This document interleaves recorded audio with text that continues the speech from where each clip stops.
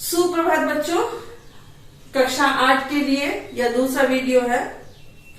इसमें दूसरा पाठ एक देवांगना चंद्रा हम लोग देखेंगे, जिसकी लेखिका शिवानी है। आप लोग अपने पाठ्य पुस्तक और साथ में कॉपी तथा पेन लेकर तैयार रहें। एक देवांगना चंद्रा। विषम परिस्थितियों में साहस का त्याग न करने वाले लोग सफलता की ऊंचाइयों को छूते हैं। इस कहानी में लेखिका ने ऐसी ही विकलांग महिला का वर्णन किया है, जिसने अपने धैर्य, दृढ़ संकल्प, लगन तथा साहस के बल पर विजय हासिल की और दूसरों के लिए प्रेरणा स्रोत बनी। लेखिका ने इस पाठ में चंद्रा के बारे में ही लिखा है। कभी कभी अचानक ही विधाता हमें ऐसे विलक्षण व्यक्तित्व से मिला देता है, जिसे देख स्वयं अपने जीवन की रिक्तता बहुत छोटी लगने लगती है। विधाता ईश्वर विलक्षण, अद्भुत, कभी कभी अचानक ही अनायास ही ईश्वर हमें ऐसे अद्भुत व्यक्तित्व वाले व्यक्ति से मिला देता है, जिसे देखकर स्वयं अपने जीवन का खालीपन बहुत कम लगने लगता है। हमें तब लगता है कि भले ही उस अंतर्यामी ने हमें जीवन में कभी अकस्मात अकारण ही दंडित कर दिया हो, किंतु हमारे किसी अंग को हमसे विच्छिन्न कर हमें उसे वंचित तो नहीं किया। हमें उस समय लगता है कि भले ही ईश्वर ने कभी भी अचानक अकारण बिना किसी कारण के हमें कोई सजा दी हो, लेकिन हमारे किसी अंग को, शरीर के किसी हिस्से को हमसे अलग करके उससे हीन नहीं किया है। फिर भी हम में से कौन ऐसा मानव है जो अपनी विपत्ति के कठिन क्षणों में विधाता को दोषी नहीं ठहराता। लेकिन हम में से प्रायः हर एक मनुष्य ऐसा है जो जब इस तरह की सजा पाता है, इस तरह तकलीफों या कष्टों से घिरता है, तो ईश्वर को, भगवान को ही दोषी ठहराते हैं। लेकिन मैंने अभी पिछले ही महीने एक ऐसी अभिशप्त काया देखी है, जिसे विधाता ने कठोरतम दंड दिया है, किंतु उसे वह नतमस्तक आनंदी मुद्रा में झेल रही है, विधाता को कोसकर नहीं। लेखिका आगे कहती है कि मैंने अभी पिछले ही महीने एक ऐसी अभिशप्त शापित शरीर, अभिशप्त काया देखी है, जिसे लेखिका के अनुसार ईश्वर ने सबसे कड़ा, सबसे कठोर सजा दी है।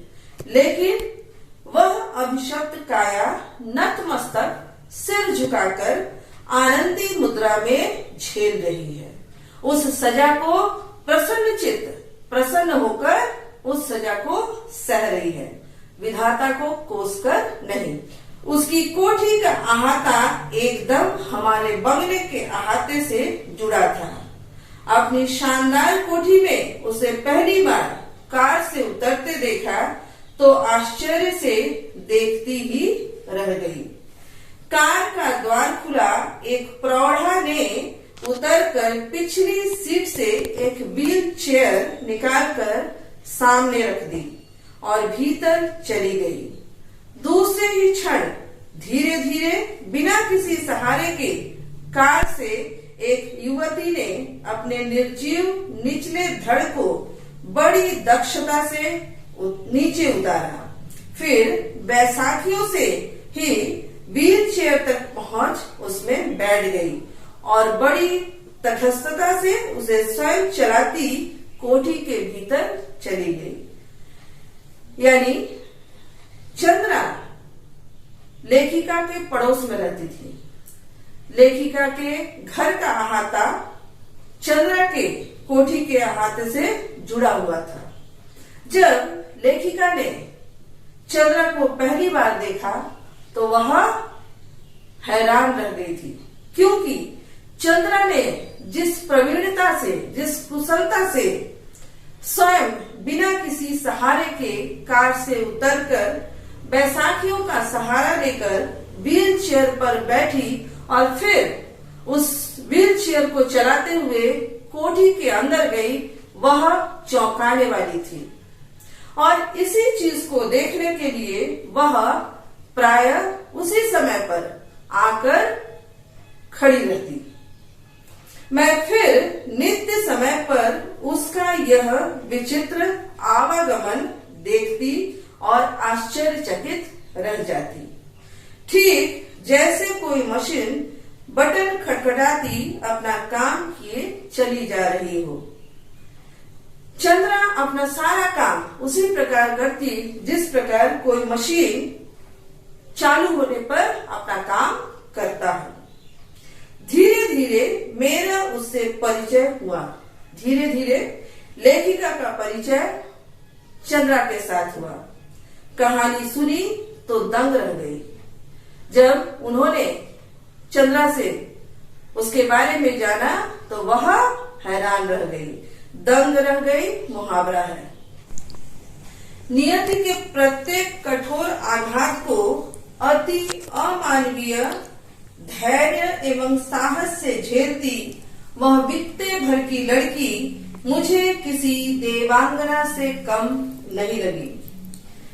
भाग्य के प्रत्येक कठोर आघात, प्रत्येक कठोर चोट को अति अमानवीय क्रूर, बहुत क्रूरता से जो नियति ने उसके साथ मजाक किया था, नियति ने उसे आघात दिया था, उसे बड़े धैर्य एवं साहस से झेलती हुई वह बित्ते भर की लड़की, छोटी से छोटे कद की लड़की लेखिका को किसी देवी से कम नहीं लगी।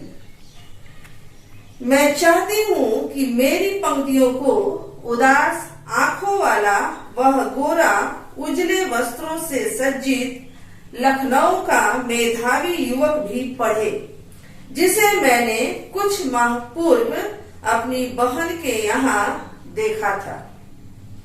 वह IAS की परीक्षा देने इलाहाबाद गया। लौटते समय किसी स्टेशन पर चाय लेने उतरा कि गाड़ी चल पड़ी।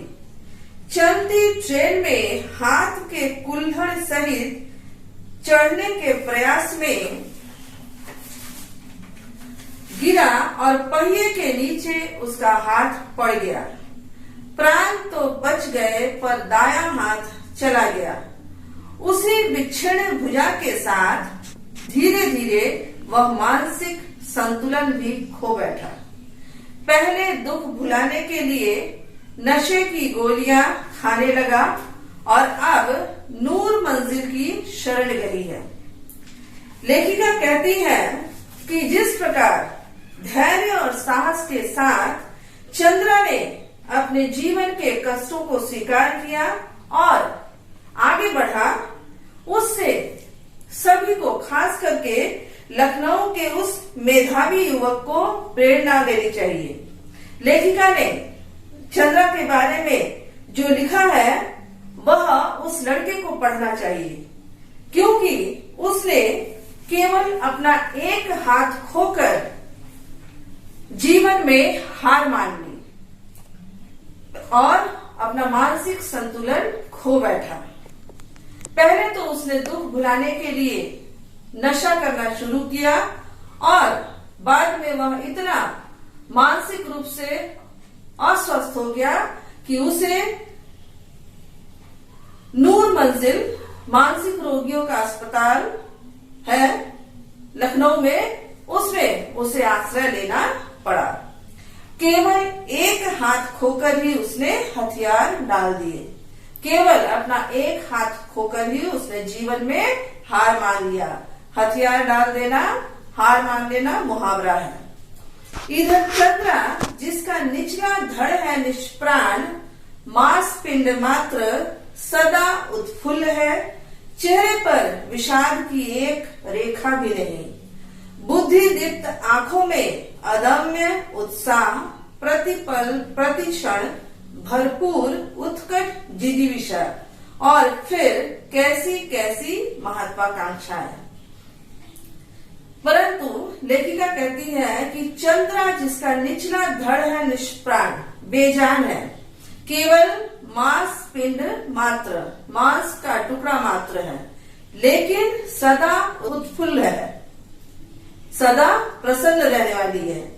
चेहरे पर विषाद की एक रेखा भी नहीं, उसके चेहरे पर, उसके मुख पर एक भी दुख की, अवसाद की कोई रेखा नहीं है।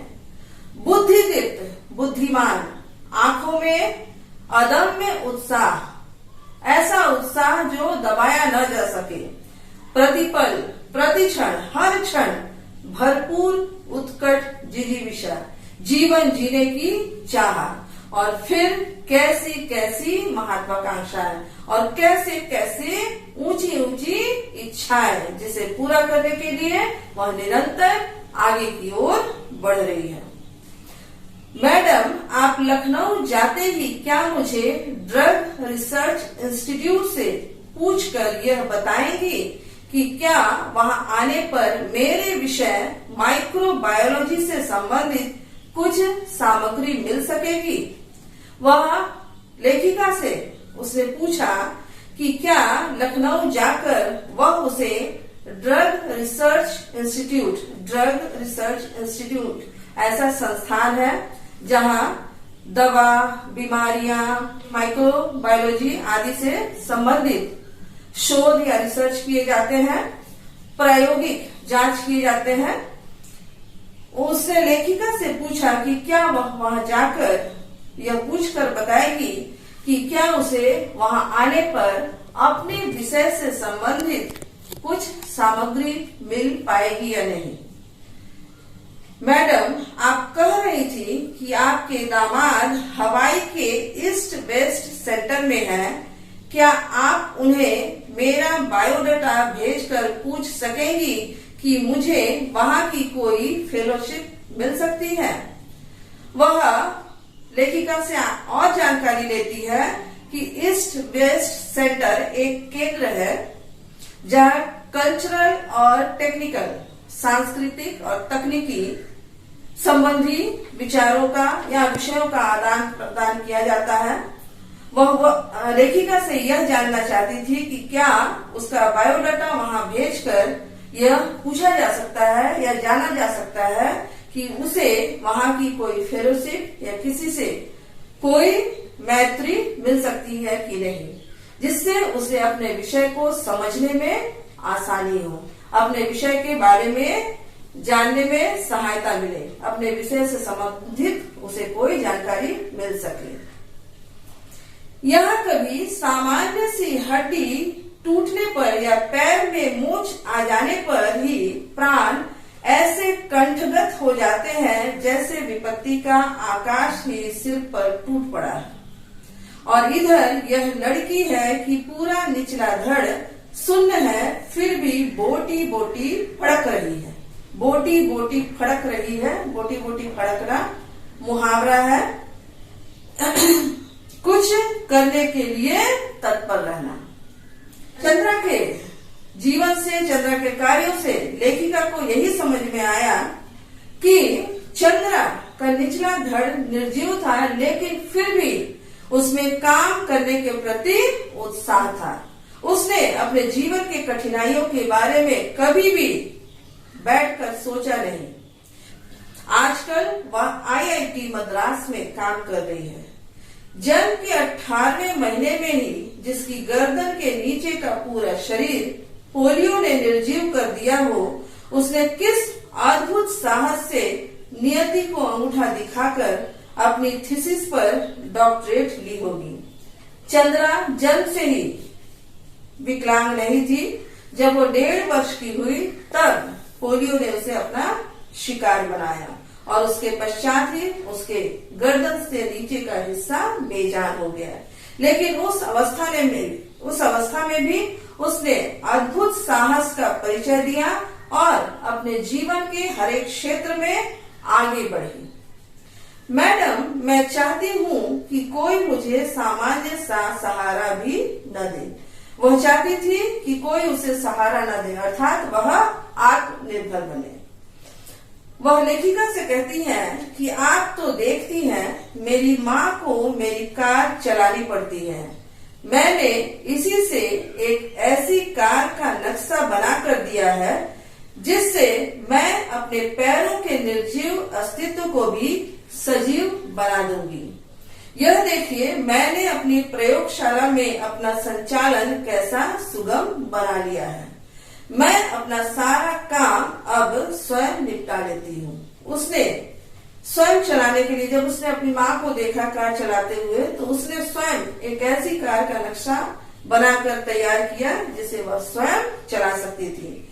प्रयोगशाला में काम करने के लिए, प्रयोगशाला में अपना संचालन आसान करने के लिए भी उसने उपाय ढूंढ लिए थे और इसी कारण वह अपना सारा काम खुद करने लगी। उसने लेखिका को कई तस्वीरें दिखाई। उसने मुझे तस्वीरें दिखाई। समस्त सामग्री उसके हाथों की पहुंच तक ऐसी धरी थी कि निचला धड़ ऊपर उठाए बिना ही वह मनचाही सामग्री मेज पर से उतार सकती थी। किंतु उसकी आज की इस पटुता के पीछे है एक सुदीर्घ कठिन अभ्यास की यातनाप्रद भूमिका। आज लेखिका को लगा कि जब चंद्रा इतनी आसानी से अपने सारे काम कर रही है, लेकिन उन्हें यह बात समझ में आ गया कि इस आसानी से करने वाले काम के पीछे एक लंबा समय लगा है, एक लंबा अभ्यास लगा है और वो लंबा अभ्यास बड़ा कष्टपूर्ण था, कष्टपूर्ण समय था। स्वयं डॉक्टर चंद्रा के प्रोफेसर के शब्दों में, हमने आज तक 2 व्यक्तियों द्वारा सम्मिलित रूप में नोबेल पुरस्कार पाने के ही विषय में सुना था, किंतु आज हम शायद पहली बार इस पीएचडी के विषय में भी कह सकते हैं। देखा जाए तो यह डॉक्टरेट भी संयुक्त रूप से मिलनी चाहिए, डॉक्टर चंद्रा और उनकी अद्भुत साहसी जननी श्रीमती सुब्रमण्यम को।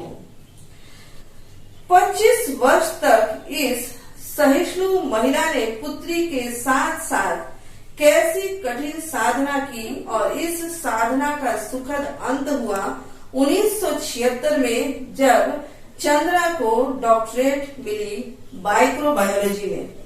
अपंग स्त्री पुरुषों में इस विषय में डॉक्टरेट पाने वाली डॉक्टर चंद्रा प्रथम भारतीय थी।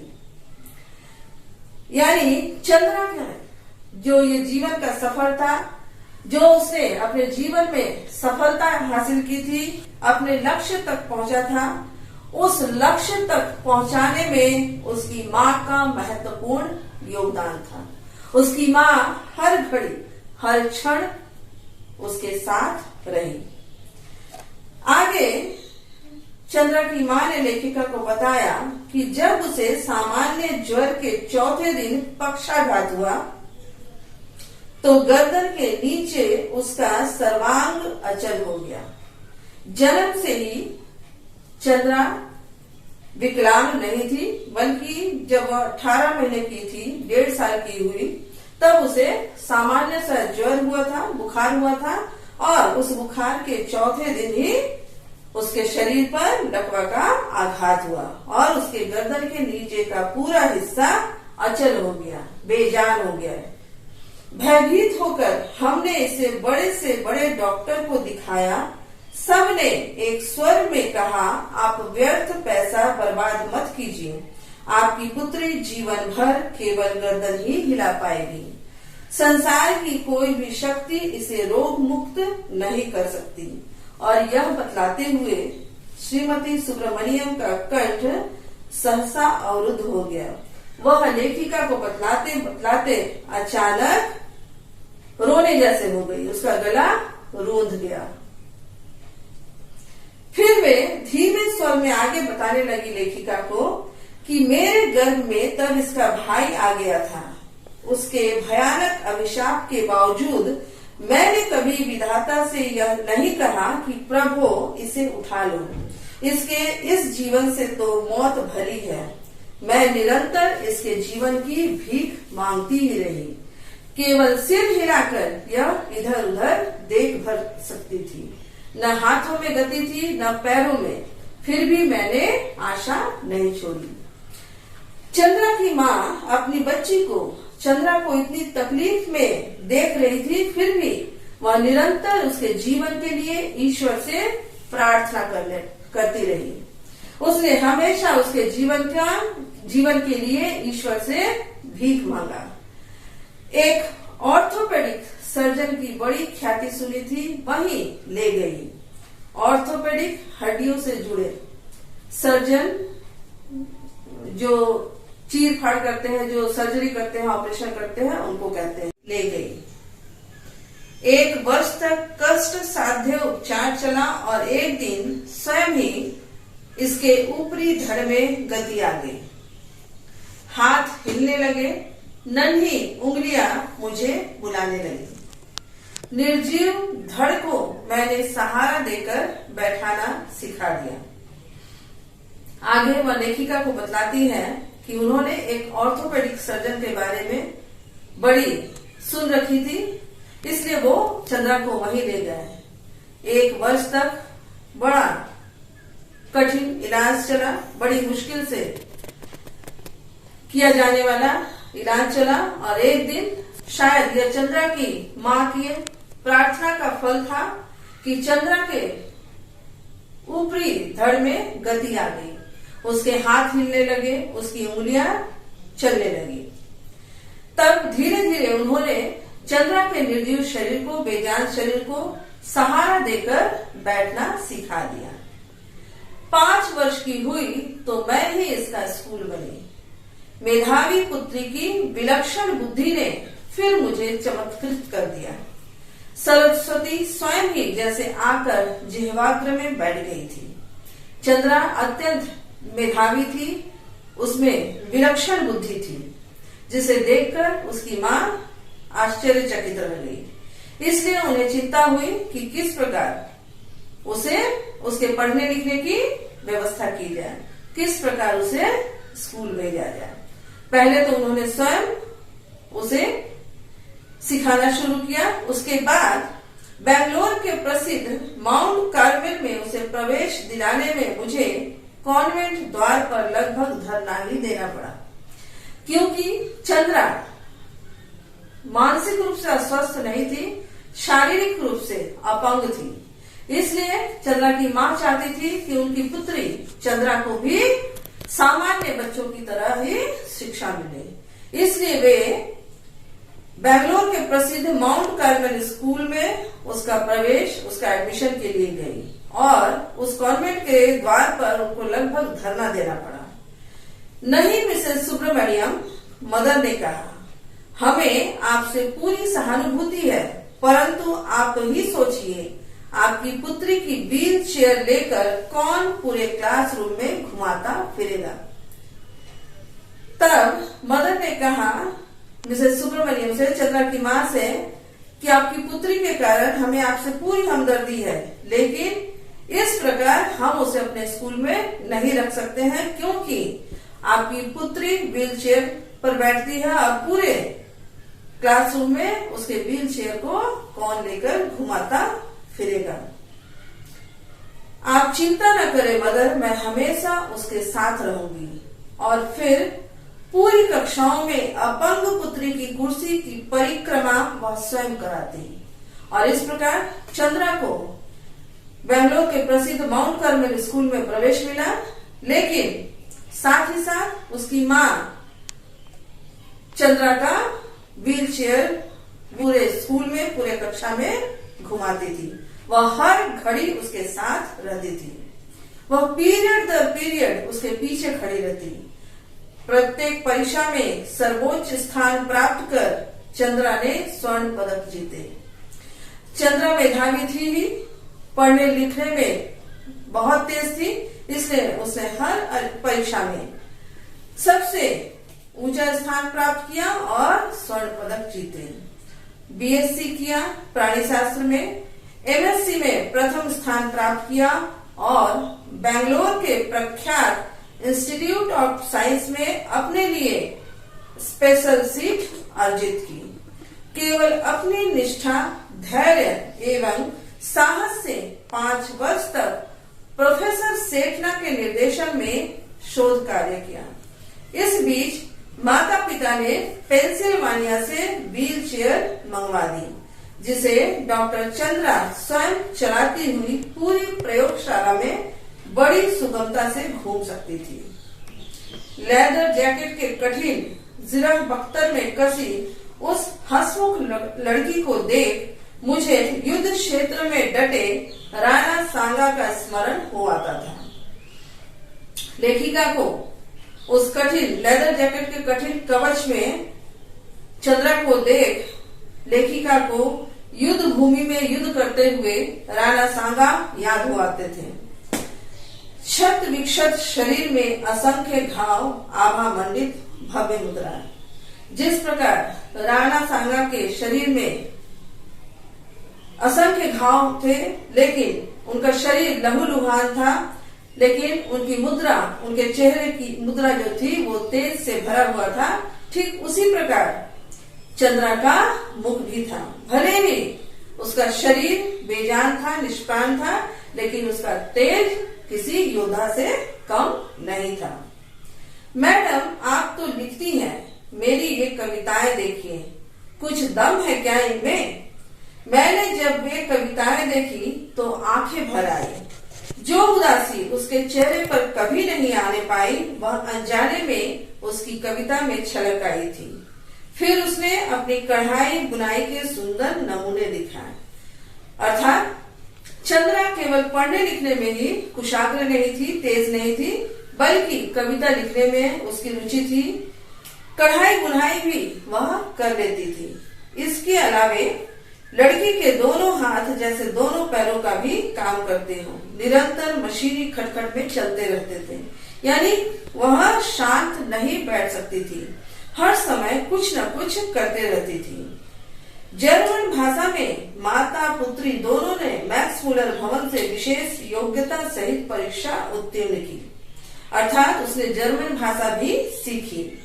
गर्ल गाइड में राष्ट्रपति का स्वर्ण कार्ड पाने वाली वह प्रथम अपंग बालिका थी।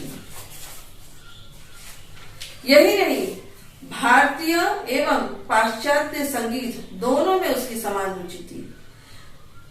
अपने एल्बम को अपने निर्जीव टांगों पर रख वह मुझे अपने चित्र दिखाने लगी।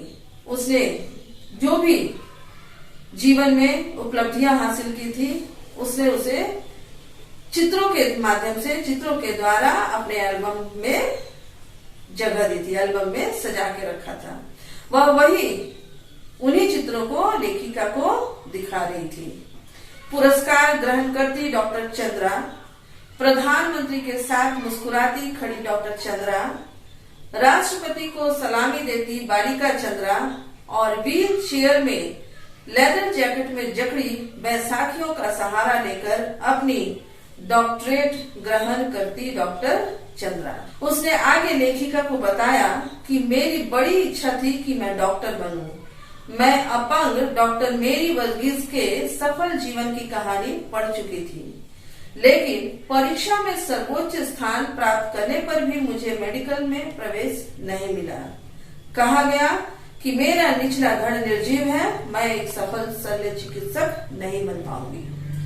चंद्रा की इच्छा थी कि वह डॉक्टर बने, लेकिन सर्वोच्च स्थान प्राप्त करने के पश्चात भी उसे मेडिकल में प्रवेश नहीं मिला, क्योंकि उससे कहा गया कि उसका निचला धड़ निर्जीव है, वह एक सफल शल्य चिकित्सक सर्जन नहीं बन सकती। किंतु डॉक्टर चंद्रा के प्रोफेसर के शब्दों में मुझे यह कहने में रंच मात्र भी हिचकिचाहट नहीं होती कि डॉक्टर चंद्रा ने विज्ञान की प्रगति में महान योगदान दिया है। चिकित्सा ने जो खोया था वह विज्ञान ने पाया। चंद्रा के एल्बम के अंतिम पृष्ठ पर उसकी जननी का बड़ा सा चित्र, जिसमें वे जेसी बेंगलोर द्वारा प्रदत्त एक विशिष्ट पुरस्कार ग्रहण कर रही है, और वह पुरस्कार था वीर जननी का पुरस्कार।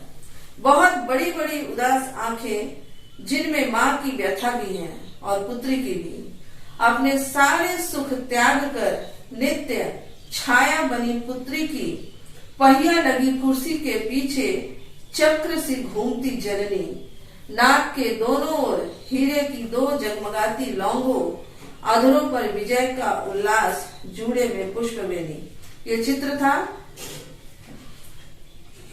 चंद्रा की माँ का, जो लेखिका को उस एल्बम के पन्ने पर दिखाई दे रहा था। लेकिन चंद्रा ने जो कुछ भी पाया था उसमें उस चित्र के माध्यम से भी यही लग रहा था कि चंद्रा के उपलब्धियों के पीछे उसकी माँ का बहुत बड़ा हाथ था।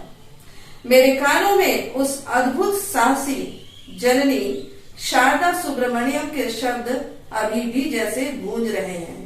ईश्वर सब द्वार एक साथ बंद नहीं करता, यदि एक द्वार बंद करता भी है तो दूसरा द्वार खोल भी देता है।